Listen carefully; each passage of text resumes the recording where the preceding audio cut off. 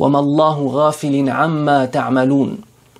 Allah Azza wa Jal n'est pas oublieux vis-à-vis de ce que font les gens. D'accord? Amma ya'maloun aussi. Donc Allah subhanahu wa ta'ala connaît tout. Le fait d'avoir cette notion-là, on connaît la base de qui est notre Seigneur et on connaît notre base à nous, qui est l'imperfection.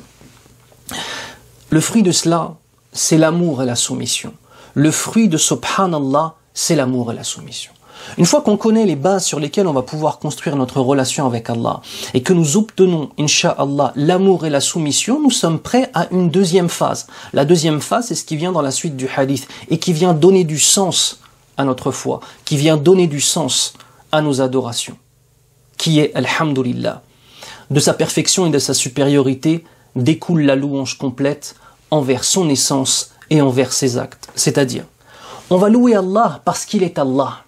On va louer Allah parce qu'il est parfait, parce qu'il est le créateur de toutes choses et que si nous avons un minimum de conscience et de réflexion, de méditation du cœur, eh bien, après avoir compris qu'Allah est parfait, eh bien, la louange qui lui revient est tout à fait logique. Vous saisissez? À la fois pour son essence, il est supérieur à toute chose, Allahu Akbar, bien évidemment, il est parfait, donc on va le louer pour son essence, mais aussi pour ses actes. Et c'est pour ça que dans le bonheur, on dit Alhamdulillah, et dans l'épreuve, on dit Alhamdulillahi ala kulli hal. Dans le premier cas, on dit Alhamdulillah quand tout va bien, et quand on est touché par une épreuve, on dit encore Alhamdulillah, parce qu'Allah, quoi qu'il fasse, et quoi qu'il fasse dans son qadar, dans sa prédestination pour nous, il mérite les louanges. Et on rajoute ala kulli hal, dans toutes les situations. Le fruit de Alhamdulillah, c'est la reconnaissance. La reconnaissance envers Allah subhanahu wa ta'ala, d'être un adorateur reconnaissant envers tous les bienfaits qu'il nous donne, et d'avoir confiance en lui. Le troisième des dhikrs, c'est la ilaha illallah. Il n'y a d'autres divinités dignes d'adoration hormis Allah Azza wa Jal. Et ceci est la finalité dogmatique de tous ces noms qui se concrétisent par la shahada. C'est-à-dire que là, on a parlé de subhanallah, la perfection qui lui appartient.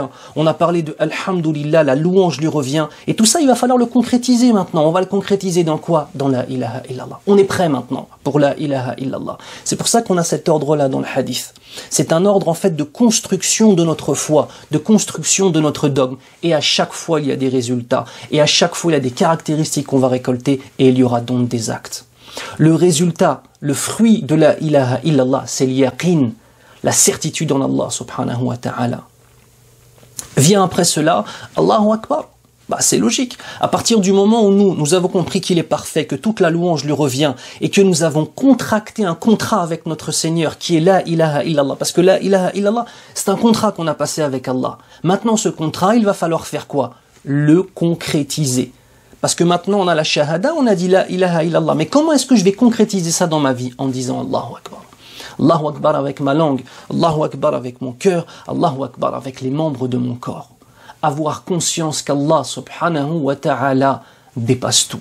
Et c'est le sens de ce qu'on fait. Regardez, c'est tout de même très symbolique, le fait de dire Allahu Akbar et de se prosterner. On déclare la grandeur de notre Seigneur et nous on se met au plus bas dans la prosternation. C'est pas pour rien. Et ça revient à la notion de Allah est parfait et nous sommes imparfaits. Allah mérite toutes les louanges et tout ce qu'il y a et qui émane de lui subhanahu wa ta'ala. Allahu Akbar. Qu'Allah fasse que nous soyons des hommes et des femmes de Allahu Akbar. Le fruit de Allahu Akbar, c'est le courage. Parce que maintenant, il y a du sens. Et quand il y a du sens dans les choses, on est prêt à assumer les conséquences de cette foi. قال الله عز وجل أتقتلون رجلا أن يقول ربي الله. Est-ce que vous allez tuer un homme parce qu'il dit mon Seigneur est Allah subhanahu wa ta'ala? Vous voyez, en fait, dans le Coran al-Karim, Allah nous éduque. Il y a des hommes et des femmes qui ont perdu leur vie pour leur islam, subhanallah, qui ont été persécutés. Et nous avons nos frères et nos sœurs dans le monde qui sont persécutés pour leur islam. Est-ce qu'ils vont délaisser leur islam parce qu'ils sont persécutés? Wallahi la. Ils vont pas laisser leur islam. Pourquoi? Parce qu'ils ont dans le cœur subhanallah, walhamdulillah, wa la ilaha illallah. Et ils concrétisent par Allahu Akbar. Le dernier des zikrs dans le hadith, c'est la hawla wa la quwwata illa billah. Il n'y a de force ni de puissance que d'Allah subhanahu wa ta'ala. Et ici, c'est une référence au qada et au qadar. Al-qada ou al-qadar. Al-qadar, c'est la science de la prédestination, c'est la science d'Allah de tout ce qui va se passer. Parce que c'est Allah qui le décide, c'est sa science. Et Al-Qada, c'est la concrétisation de cette science-là dans le réel. Al-Qadar, c'est le ilm d'Allah subhanahu wa ta'ala sur la prédestination. Et Al-Qada, c'est l'application et la concrétisation de ce ilm dans le monde sensible. D'accord?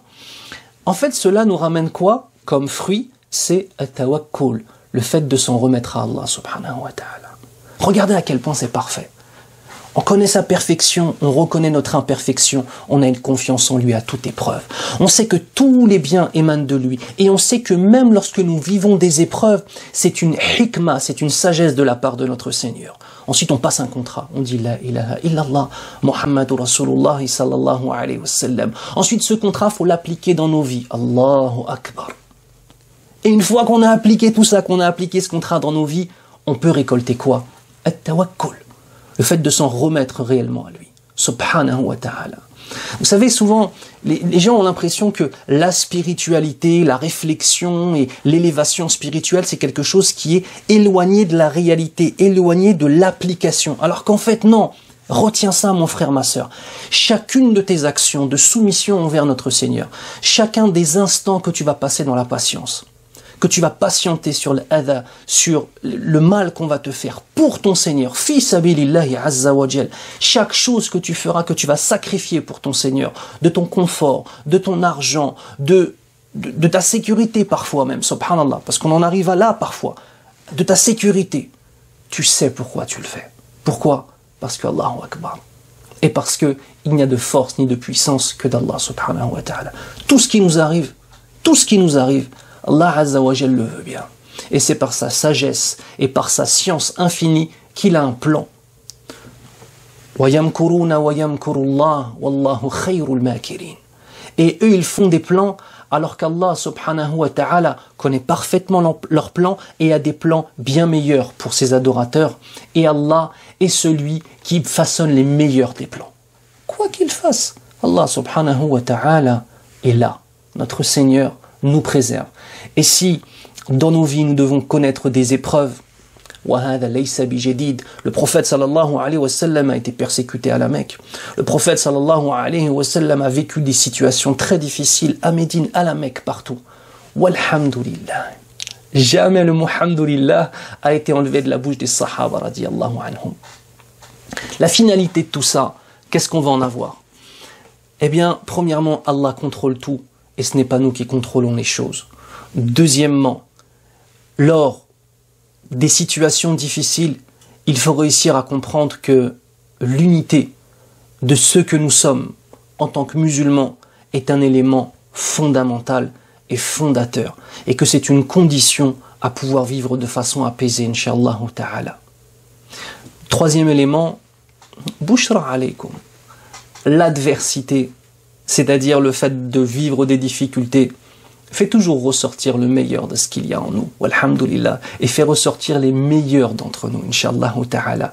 Et en même temps, il montrera la faiblesse de certains et de certaines, et il fera apparaître pour certains et certaines leur hypocrisie au grand jour. Walhamdulillah, Allah yumayyiz bayna ibadihi. Allah Azza wa Jalla, il fait le tri entre ses adorateurs. Et quand tout va bien et quand tout est facile, c'est trop facile d'être musulman, entre parenthèses. S'il y a des difficultés, on dit Alhamdulillah. On demande à Allah de nous préserver, bien évidemment. Mais quand l'épreuve arrive, on dit Alhamdulillahi Rabbil Alamin. Tout ça, c'est donner du sens à ce que nous sommes en tant que musulmans. Et rappelez-vous toujours, être un musulman, être un musulman est un honneur. Un honneur qu'Allah Azza wa Jal donne à qui il veut. Et cet honneur-là, il le reprend à qui il veut.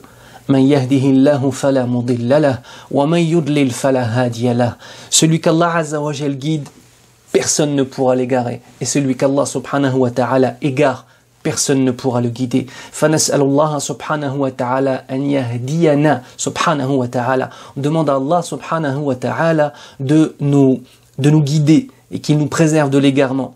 Allahumma arina al-haqqa haqqan warzuqna ittiba'ah wa arina al-batila batilan warzuqna ijtinabah. Demande à Allah subhanahu wa ta'ala de nous montrer la vérité comme étant la vérité et de nous accorder l'honneur de suivre cette vérité et qu'il nous démontre que le faux soit qu'il nous montre que le faux soit le faux et qu'il nous préserve de suivre le faux. Ya Rabbal Alamin.